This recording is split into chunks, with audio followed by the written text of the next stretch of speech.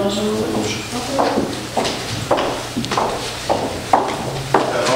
voulais juste m'assurer que vous êtes bien à votre équipe. Lisiane Vaillancourt, Catherine Thibouteau, Audrey Lessard. Oui. Ok, je voulais juste vous dire que c'est de 15 à 20 minutes. Si vous faites en bas du temps, vous avez une pénalité de 10 points. À 10 minutes, je vous montre le temps. Quand il reste 10 minutes, quand il reste 5 minutes, 2 minutes 30 secondes. Puis les 10 dernières secondes, je vous les fais avec les doigts. Donc après ça, on a une période de questions de 5 minutes. Merci. Bonjour. Comme vous le savez, lorsqu'on parle d'entreprise, il est très important de faire un bon plan d'affaires. Il faut bien analyser la clientèle cible, la part de marché, les concurrents, les clients, sans oublier l'emplacement de l'entreprise. C'est sûr que c'est un choix très stratégique à prendre pour les ventes, tout ce qui va arriver dans l'entreprise. C'est pourquoi aujourd'hui, mon équipe, Lisiane Vaillancourt, Audrey Lessard et moi-même, Catherine Thibouteau, allons analyser 2 emplacements possibles pour votre entreprise. Voici le plan de la présentation. Donc, premièrement, on va vous expliquer le mandat et les objectifs que vous nous avez donnés. On va analyser le secteur Nouveau-Saint-Roch de façon qualitative, quantitative et avec l'analyse FFOM, c'est-à-dire force, faiblesse, menace, opportunité. Nous allons faire de même avec le secteur industriel. Puis, on va y aller avec des recommandations suite à les informations qu'on va recueillir. Puis, on va faire une brève conclusion. Donc aujourd'hui, notre mandat était vraiment de trouver le local idéal pour partir votre entreprise. Donc vraiment l'endroit où est-ce que vous pourriez vous installer avec les meilleures possibilités possibles, donc à l'aide des éléments qualitatifs et quantitatifs. L'objectif était vraiment de trouver le local qui serait le plus rentable et qui vous assurerait une sécurité financière qui serait bonne, donc qui ne serait pas trop à risque puis qui vous permettrait vraiment de pouvoir évoluer dans l'avenir. Donc, l'analyse du Nouveau-Saint-Roch du côté qualitatif, c'est sûr que c'est vraiment un quartier qui est très touristique. Donc, c'est sûr qu'il y a beaucoup d'opportunités, il y a beaucoup de gens qui vont passer juste pour aller voir. Donc, quand la réputation est faite puis est bonne, il y a beaucoup de gens qui passent dans l'entreprise, qui viennent s'informer, qui viennent essayer les nouvelles pâtisseries.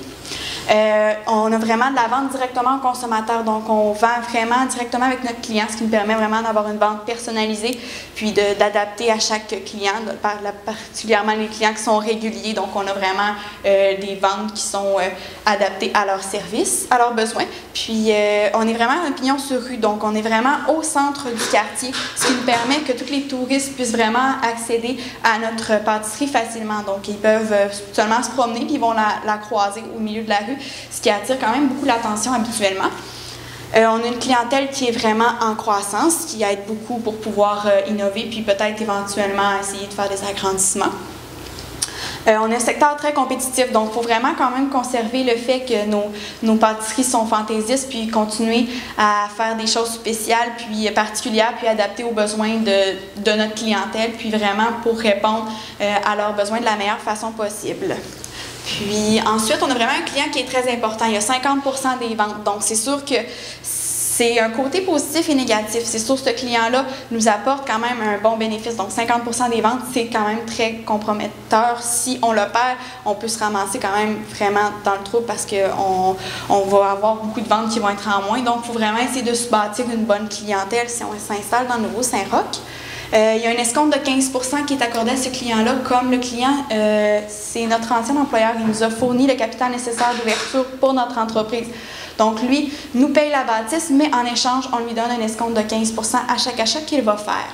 Puis, notre clientèle est régulière depuis le début. Donc, on a vraiment déjà une clientèle établie avec l'ancienne pâtisserie, d'où vous, M. Hébert, vous êtes parti. Puis, avec cette clientèle-là, vraiment, vous pouvez vraiment développer une plus grande clientèle en allant chercher d'autres, mais à la base, vous avez déjà des clients qui sont dans votre entreprise. Donc, pour y aller avec l'analyse quantitative du quartier Nouveau-Saint-Roch, on y est allé, on a fait l'investissement initial, on a regardé combien ça coûte vraiment pour partir l'entreprise aujourd'hui, combien ça nous coûte.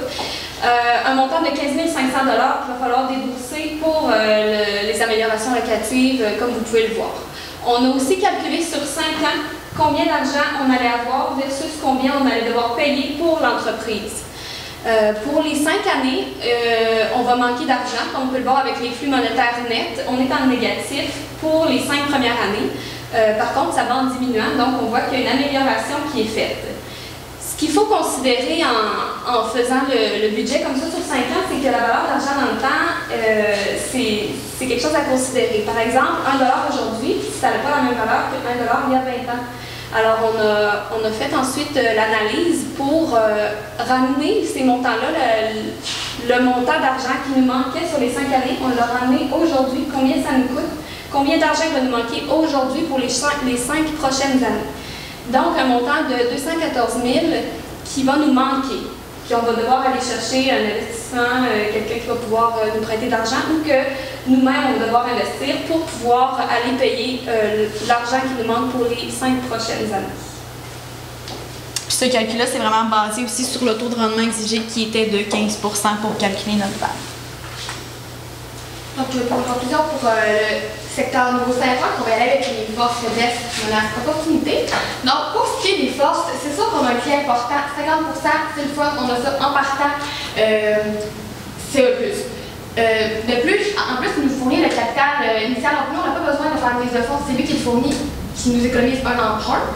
De plus, on peut voir que les ventes augmentent de 15 % à chaque année et les charges augmentent de 10 %. Donc, il y a un écart qui fait qu'on se trouve de plus en plus un bénéfice vu que les ventes augmentent plus vite. Par contre, on a des faiblesses. C'est sûr que le client qui est important, c'est le fun. Mais si on perd, c'est plat. Donc, il ne faut vraiment pas juste se fier qu'on a le client parce qu'il faut vraiment aller voir ailleurs parce que 50 %, c'est gros. Puis en plus, vu qu'on ne paye pas le capital initial, lui, il nous demande d'avoir un taux d'escompte de 15 % qui est une charge quand même très importante. Puis des opportunités, c'est sûr qu'on veut aller dans un quartier très touristique, donc c'est sûr qu'il va y avoir des clients, il va y avoir, c'est vraiment un point recherché, donc il est supposé avoir des ventes. Par contre, c'est sûr que tout le monde va aller là, c'est un secteur compétitif, donc il va falloir se démarquer des concurrents. Ensuite, pour ce qui est de l'analyse du secteur industriel, donc encore le même principe, on y va par analyse qualitative. La proximité des autoroutes peut vraiment être un plus parce que pour la livraison, c'est vraiment plus facile, puis aussi ça va réduire les coûts. Donc, comme on est à proximité, c'est plus facile des fois d'aller livrer, faire plusieurs livraisons dans une journée comme on est prêt. Ensuite, les produits vont être moins fantaisistes. Comme on fait de la production de masse, on fait beaucoup de production, on fait de la production à la chaîne. Toutes les pâtisseries vont être sous la même forme, puis ça va être produit en grosse quantité. Donc, on va moins avoir de produits personnalisés comme on avait dans notre ancienne pâtisserie, avec vraiment des petites particularités puis des choses fantaisistes. Avec l'ancienne usine, on a un avantage, c'est que l'équipement nous est fourni avec. Donc, on achète l'usine, puis on a l'équipement qui nous est fourni. Il nous reste seulement à acheter les choses qui vont nous manquer pour vraiment faire notre production de pâtisserie, mais la base est déjà dans la bâtisse. Cette bâtisse-là, on va la financer avec 75 % par un emprunt par la banque. L'autre 25 % va être fourni par le propriétaire, M. Hébert. On a une entente d'exclusivité avec M. Côté. M. Côté possède plusieurs épiceries, puis il y a 50 épiceries qui sont reliées. Donc, lui va vraiment faire la distribution dans ces épiceries-là, mais on a une entente d'exclusivité. Donc, on fournit seulement à lui, qui lui s'occupera de redistribuer ensuite dans ces épiceries-là, mais on ne pourra pas aller distribuer ailleurs. Puis, il n'y a pas de vente qui va être faite directement au consommateur. Donc, tout va simplement passer par des grossistes. Donc, ce qui fait que notre réputation ne sera peut-être pas toujours bonne parce que nous, on avait déjà une réputation qui était bâtie, mais en passant par un grossiste, on la perd. Donc, notre nom ne sera plus vraiment affiché comme il l'était avant quand on avait notre propre pâtisserie. Puis, l'augmentation des revenus puis des dépenses se fait sous le même taux, donc à 10 % d'augmentation croissant à chaque année. Donc, c'est sûr et certain que ça va être dur d'aller chercher un bénéfice comme les deux se suivent. C'est dur d'augmenter les ventes pour aller chercher vraiment combler le manque qu'on va avoir. Donc, pour l'analyse quantitative du secteur industriel, on a encore procédé de la même façon, c'est-à-dire l'investissement initial, puis ensuite on a calculé sur 5 années combien d'argent on allait avoir, combien d'argent il allait nous manquer en fait dans ce cas-ci. L'investissement initial est beaucoup plus élevé qu'avec le secteur Nouveau-Saint-Roch parce qu'on a un investissement personnel du propriétaire qui est à faire le 25 % du prêt qui n'est pas financé par la banque. Et à chaque année, on a le versement hypothécaire qui est fait, ça représente quand même presque 27 000 $. Donc, on a encore moins d'argent pour... il va nous manquer d'argent pour payer toutes les dépenses relatives à l'entreprise, dans ce cas-ci aussi.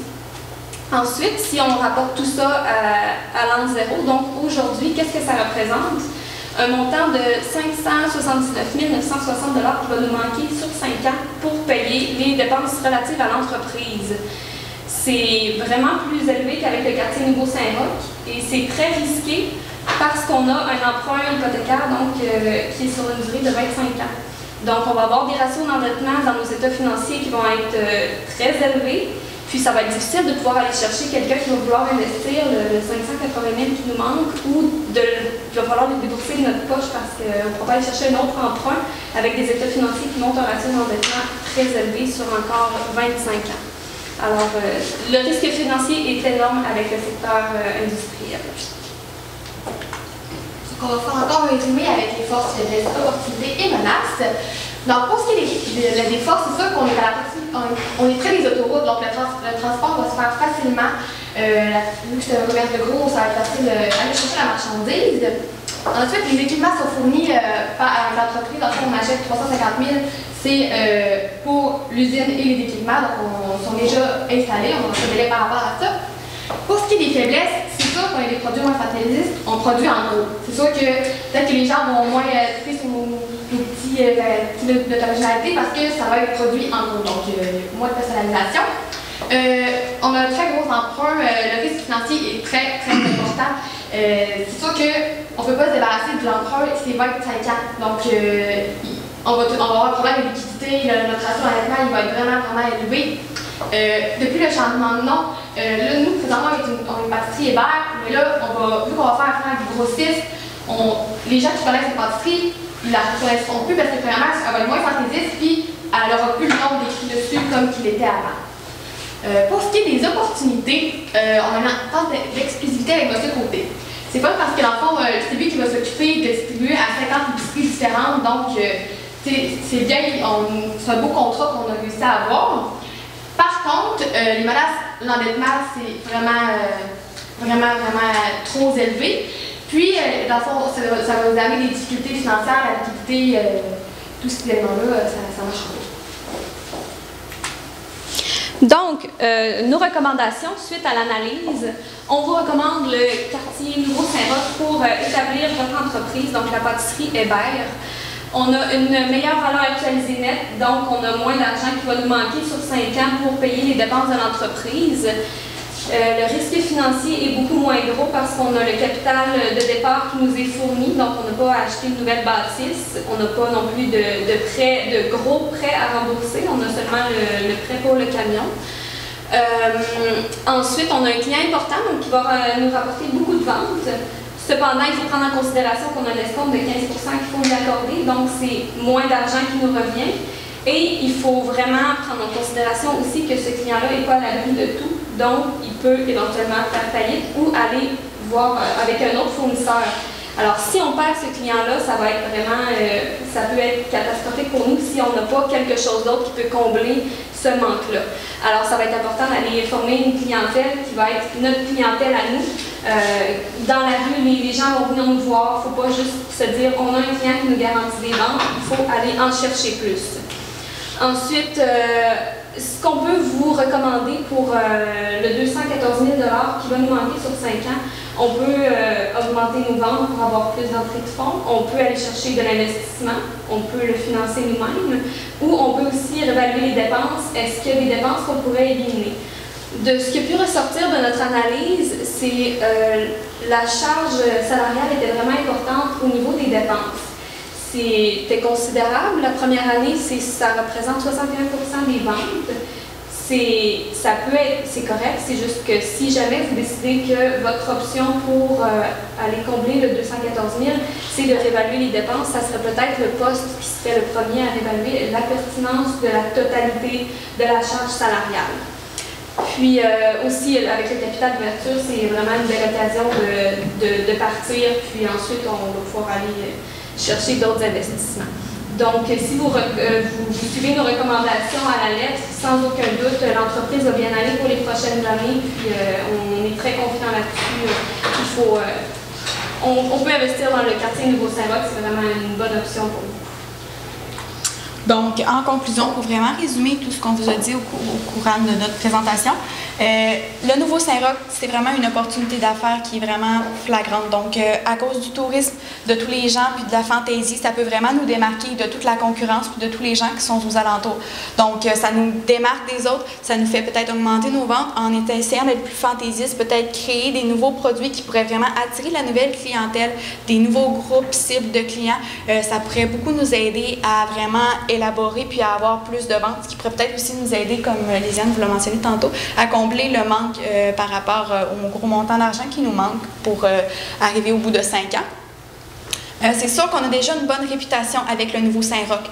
Donc, l'ancienne pâtisserie qui continue, dans le fond, dans le nouveau Saint-Roch, serait vraiment, la réputation est déjà faite, donc c'est vraiment de la conserver, puis de continuer à essayer peut-être d'élaborer, puis d'avoir une nouvelle clientèle, d'ajouter des choses, des produits qui pourraient vraiment nous aider pour vraiment la conserver, puis rester toujours à jour dans notre pâtisserie. Ensuite, notre proximité avec les clients. Donc, on est vraiment directement en lien avec les clients, ce qui nous permet d'être plus personnalisé pour chaque client. C'est sûr qu'il y a beaucoup de clients, des fois, qui aiment bien avoir un service qui va être vraiment à la hauteur de leurs attentes, personnalisé à ce qu'ils veulent réellement. On peut vraiment se le permettre avec le nouveau Saint-Roch, alors que l'industriel, c'est vraiment plus vague, mais le nouveau Saint-Roch nous le permet. Par contre, il faut quand même rester innovateur, donc continuer à innover pour garder notre clientèle.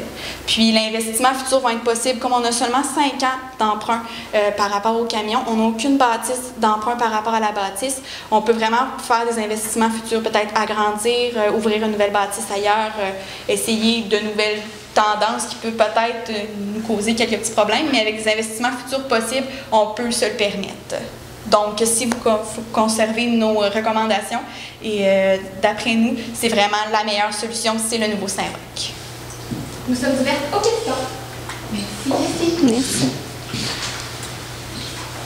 J'ai une question par rapport, vous avez parlé que l'alternative du nouveau Saint-Roch, effectivement, c'est intéressant. On peut rester dans le plus fantaisiste, c'est intéressant.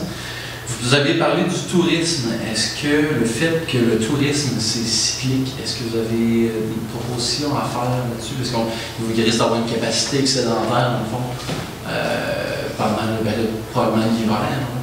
Est-ce que vous avez des alternatives, des solutions à proposer à ce niveau-là? Peut-être comme ça va être vraiment cyclique, c'est sûr que l'été, on va avoir beaucoup plus de tourisme, mais peut-être l'hiver, essayer de, à ce moment-là, sortir des nouveaux produits, sortir des nouvelles choses pour combler le manque qu'on va avoir l'hiver, essayer d'aller chercher des nouveaux types de clientèle. Là, je pense que ça va être vraiment le temps d'essayer de creuser puis d'aller chercher des nouvelles clientèles, des nouvelles personnes, alors que l'été, comme on a déjà beaucoup de tourisme, ça va nous aider, donc on pourrait peut-être plus attendre à l'automne, printemps et hiver pour vraiment aller chercher des nouvelles tendances, des nouveaux clients, des nouvelles clientèles cibles. Comment je les attire, dans le fond, ces clients-là? Est-ce que vous avez une stratégie pour l'attraction, pour la rétention de mes clients? Si justement, est-ce que je profite en profitant du tourisme, est-ce que je peux faire quelque chose de plus que les autres pâtisseries dans les alentours ou les autres boutiques? Ben, la publicité, c'est sûr que c'est toujours gagnant, donc il va falloir faire de la publicité. L'extérieur de la bâtisse est peut-être aussi important. Les gens qui passent dans la rue, on veut qu'il y ait voir notre pâtisserie. Donc, ce serait peut-être d'investir sur le comptoir, le monde qui puisse aller à la rue, commander le service rapide. Donc, moi, je pense que c'est des passants qui vont venir surtout. Donc, il faut que ce soit disponible, que ce soit rapide, que ce soit bon, puis que ce soit à leur goût. Alors, en faisant de la publicité, les gens vont venir. Puis, quand ils vont venir, c'est là qu'il faut que le service soit très bon pour qu'ils veulent revenir. Puis, avec le bouche à oreille aussi, c'est vraiment gagnant. Peut aussi avoir un extérieur plus attrayant pour essayer de se différencier du quartier. C'est sûr que si on a plus des couleurs qui vont ressortir ou quelque chose sur notre bâtisse qui pourrait vraiment attirer les gens, notre publicité, nos affiches ou quelque chose qui va vraiment leur attirer l'œil quand ils vont passer dans la rue. De toute façon, notre réputation est déjà faite, est vraiment déjà très excellente. Donc, si le bouche à oreille continue, c'est sûr qu'on va toujours... la réputation est quand même là, déjà. Moi, j'ai une question. Juste pour être sûr que je comprenne. Vous parliez, j'avais cru comprendre que le 25% de la bâtisse dans le cadre de l'analyse de l'industrie, vous disiez que le 25% était payé par notre partenaire ou par nous? J'étais un peu confus. Qui paye le 25%? C'est un investissement du propriétaire, le 25%. OK. Donc, il faudrait débourser le 25%. C'est ça. La banque finançait 75% du montant total de la bâtisse, incluant les équipements, puis l'autre 25% était financé par le propriétaire, à moins qu'il aille chercher un. Il n'y a pas de partenaire qui va venir pallier le 25%. Ben, on peut chercher. Il y a possibilité d'aller en chercher un, mais il y a 25% à combler, puis soit par un partenaire ou par nous, mais il faut le combler autrement que par l'emprunt. Mais je vois que le projet, dans le fond, dans les deux cas, la valeur actualisée nette était négative. Mais je pensais que quand on avait une vanne négative, c'est que le projet n'était pas nécessairement intéressant. Est-ce que... Ça peut dépendre. Dans le cas du quartier Nouveau-Saint-Roch, on voyait que la valeur diminuait d'année en année. Donc, ça va finir par être rentable au niveau de nos liquidités, tandis qu'avec le secteur industriel, c'était contraire. On augmentait notre montant à investir de plus. Donc, une valeur actualisée nette négative, c'est moins bon qu'une valeur positive, mais par contre, on voyait qu'il y avait une amélioration à chaque année. Donc, dans les prochaines années, ça va s'améliorer beaucoup. Vous avez calculé le nombre d'années par hasard on a calculé sur 5 ans, on n'a pas calculé à quelle année. C'est sûr aussi, à la base, on a des investissements initiaux à faire pour la bâtisse, donc des améliorations locatives, des équipements qui nous manquent, des décorations, des affiches, de la publicité, des choses pour vraiment partir notre entreprise du bon pied. Donc, c'est sûr et certain que ça n'aide pas aussi au départ avec l'investissement initial qu'on a à faire. Parfait. Merci. Merci. Merci. Merci. Restez pas loin, on va faire nous autres, on fait le débris, puis après ça, on va faire un. Merci. Restez pas loin, ça va venir.